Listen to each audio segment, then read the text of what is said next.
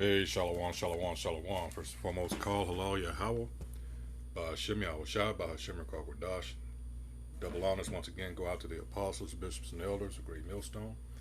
Salutation to the Akim on the highways and byways across the four corners, pushing this truth in all honesty and sincerity.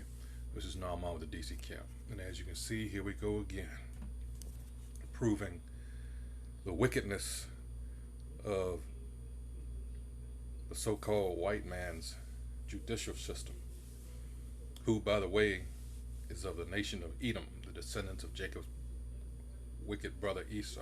All right. Anyway, as it reads, that's the Jake right there. He said he spent 3 decades in prison for a murder he didn't commit. Now at 61, over half his life gone, this San Francisco man will be free. Oh boy. It says, I'm reading the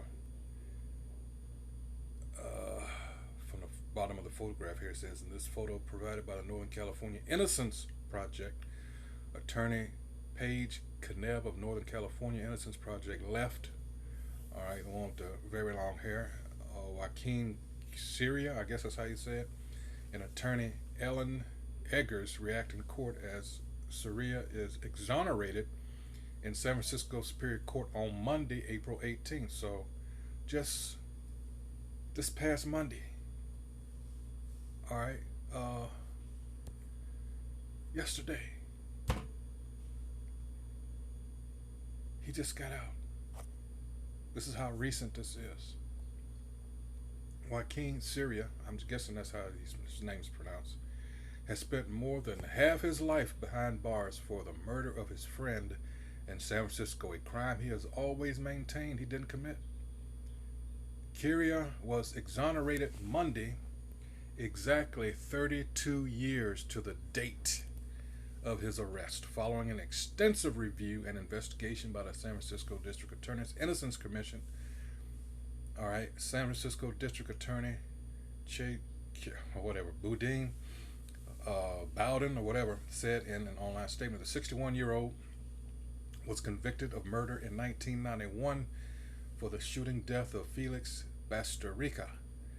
There was no physical evidence linking, I'm struggling with this, Kyria to the crime, but San Francisco police inspectors focused on him based on rumors on the street and statements of the getaway driver, George Varela, according to the district attorney.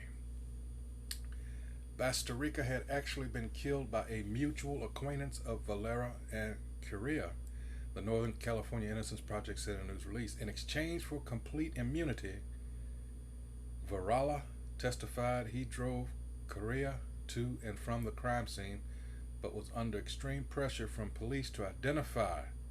See how these dirty motherfuckers work? Let me read that again.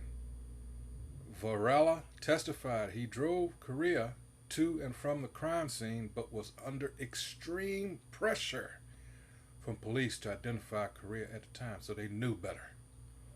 I would sue them motherfucking personally. It says, despite Kyria having 2 alibi witnesses who were never heard at trial. So this man was railroaded. The very definition. He was railroaded. That's personal. All right? And we keep telling these idiots out here, yeah, Jake does some wicked shit. All right? But there's no fucking way when a guy, it all comes down to the people that are supposed to represent the so-called law. All right? Either out of laziness or out of spite, which this appears to be. They just have a hard-on hatred for Jake, and they railroaded the guy. And that's what this is right here. This is not what it looks like. This is what it is. All right? You're supposed to, all right, as the scriptures say, about bearing false witness. All right?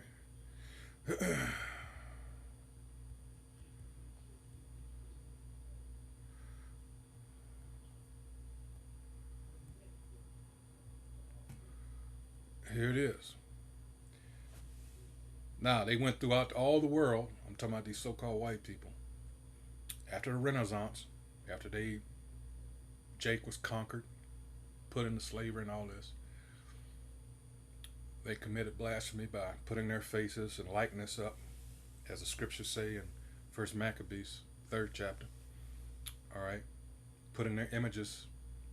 In fact, let's get that real quick. I don't want to butcher it. Let's go to First Maccabees 3 and 48.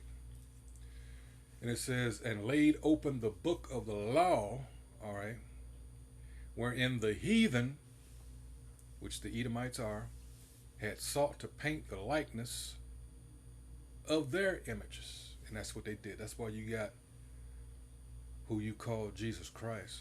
That goes all the way back to when Edom took over Egypt and ruled under the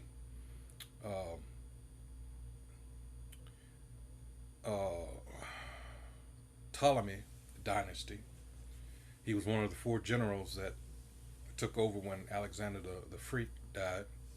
All right, and his particular place where he ruled was he took the Egyptian kingdom. All right, you know, Cleopatra and all them, those were so-called white people. All right, so get it straight. So let's go back. Exodus 20 and 16. Thou shalt not bear false witness against thy neighbor, which these people are not our neighbor. When you're going to neighbor, that's talking about your own kinsman. Ethnos, all right? Not the foreigner that lives across the street from you or next to you.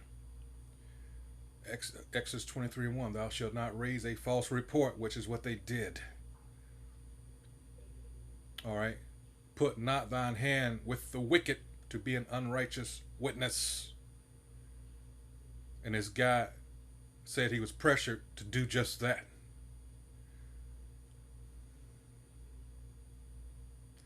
Deuteronomy 19:16, if a false witness rise up against any man to testify against him, that which is wrong.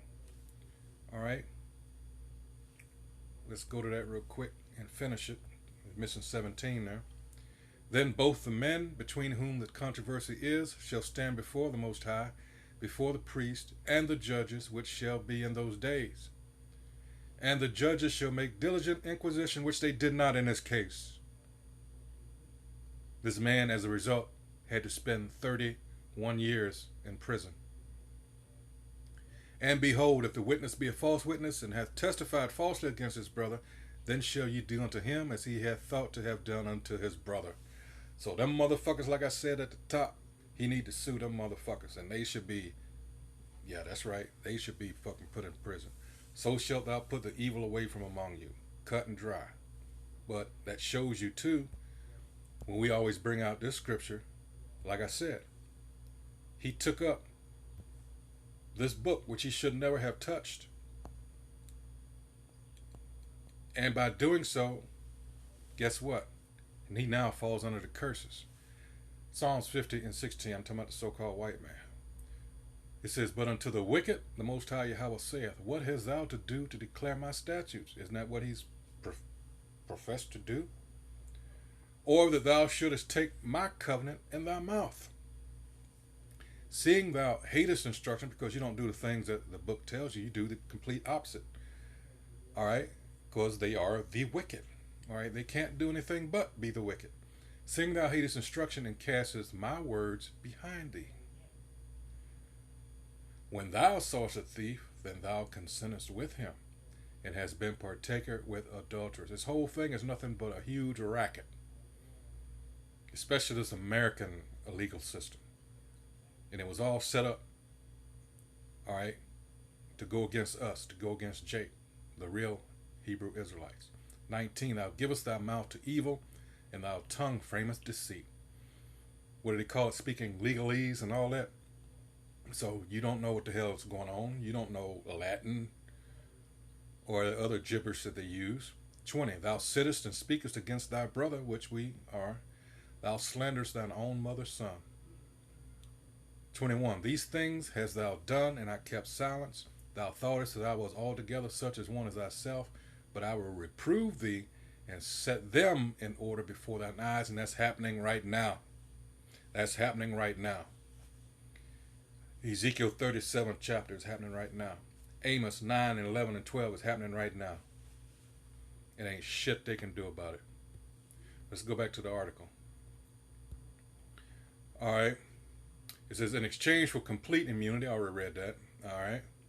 It says, it's very hard, seeing your kid, them taking away your son. It's sad seeing your child growing up by himself, his mother says. But finally, we're here. We're at the end now. He's going to be out. Whatever the Most High has for us, we have to accept it. Since the beginning of Syria's imprisonment, Pays said she stayed in touch with her son through regular visits and phone calls. And that's another racket. They overcharge. Man, you just don't know. All right. It's all a racket, like I said. It's all a huge racket to profit off of Jake's misery.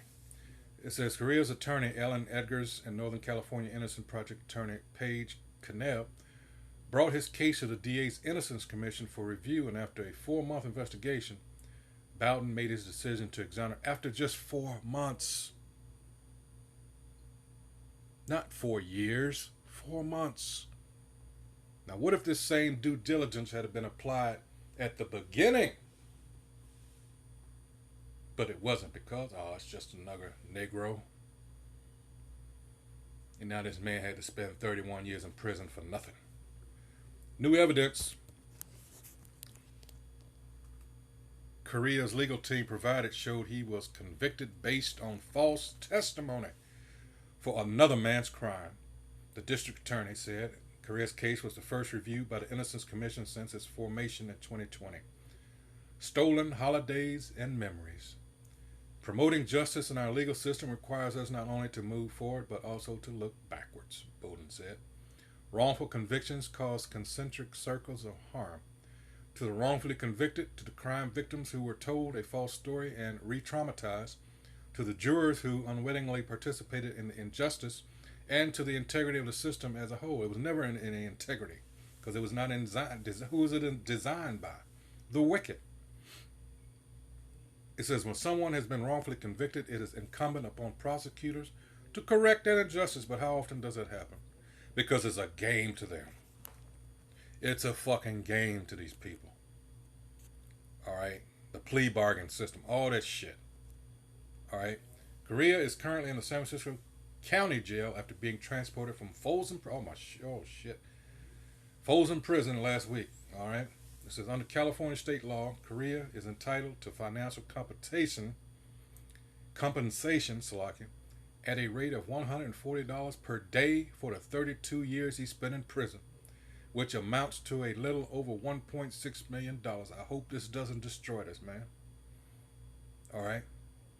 But we know it's coming down the pike soon. They're trying to ditch the dollar and go digital, so it's no telling what they might force this individual to do. It's all, it's over for this place. But, what seems to be a good deal is often the case, especially in this wicked-ass place that we're in.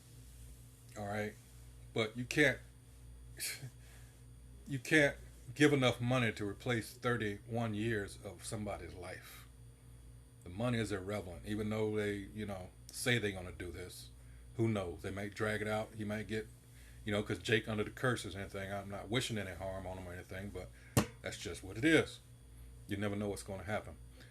Continuing on, it says, as a result of this wrongful conviction, the state stole 32 birthdays, 32 Christmases, 32 years in which he could not be with his son for all the special moments.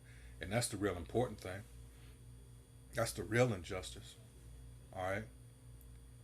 Yet, Joaquin has kept his big heart and easy smile and is full of joy as he looks forward to starting his life again. Damn. That whole prison industrial complex thing. They're not looking as Jake as a human being, of course. He's just another worker. Hey, so with that, Shalom.